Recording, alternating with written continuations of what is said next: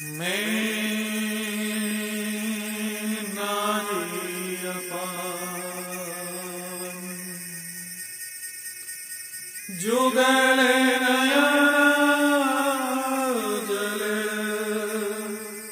धार बही। दोनों नयनों से अश्रुपात कर रही। एक बार बार बार नयन क्यों?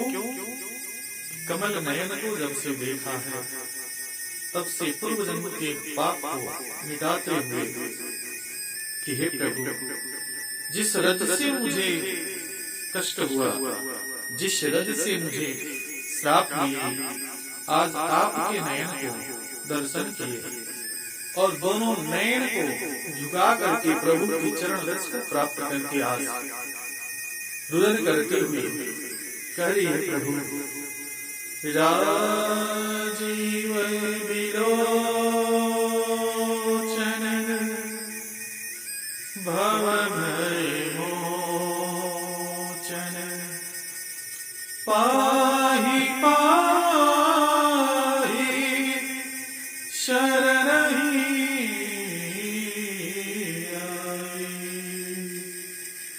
मुनि श्राप जो दीना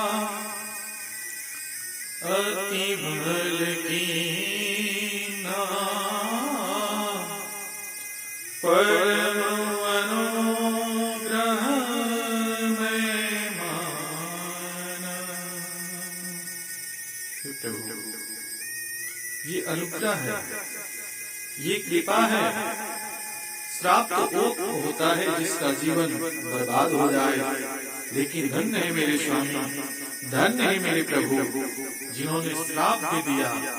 तो ऐसा श्राप दिया कि जिससे भगवान का दर्शन हो।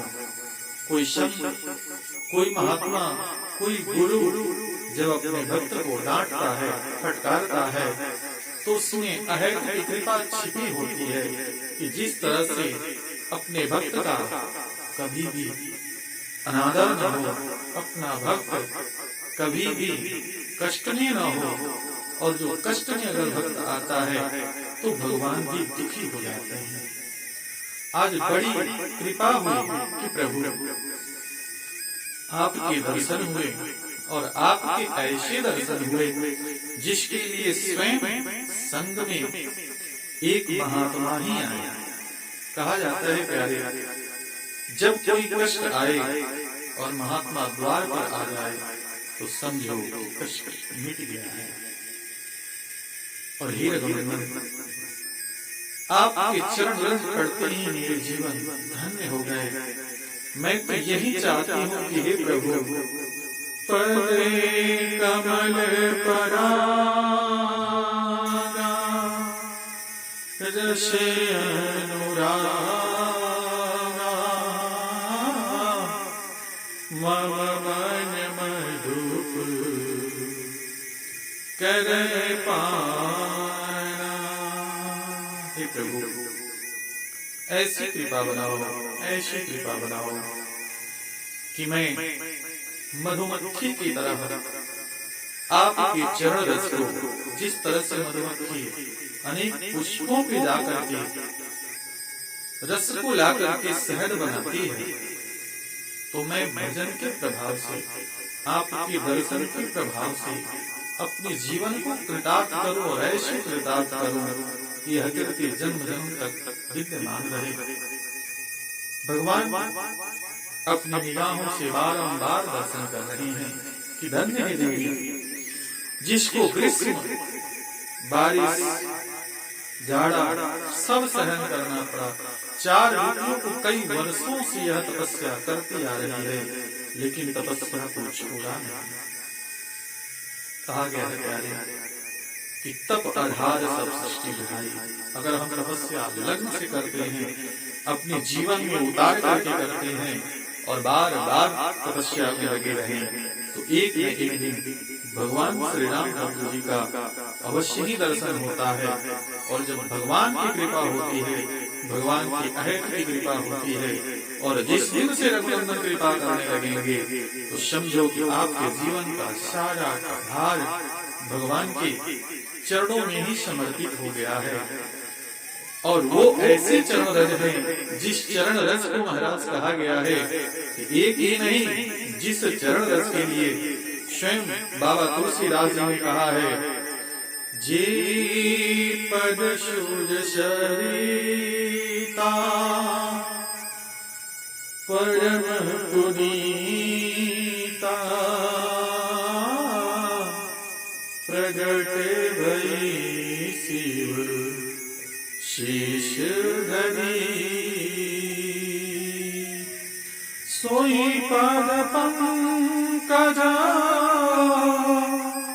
जेहि पूजत अज मम सिर धरो कृपाल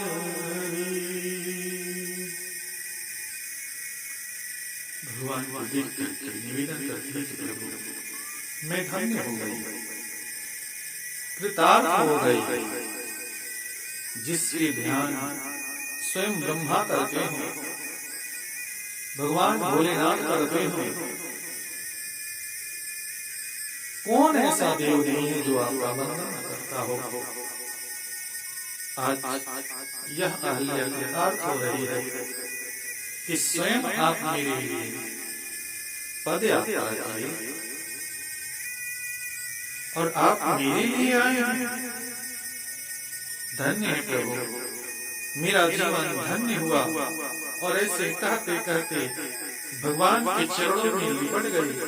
गौतम जी का आगमन होता है और गौतम जी ने कहा है, अहल्ये तूने तपस्या पूरी करी और जब तुम्हारी तपस्या पूर्ण हो गई तो भगवान तेरे लिए ही आए हैं।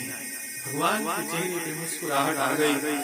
प्रभु ने कहा, धन्य है, एक संत है और एक संत के वचन को मान करके अपने जीवन को लगा बैठे थे और यह लगा करके अपने ध्यान में भगवान को बिठाया।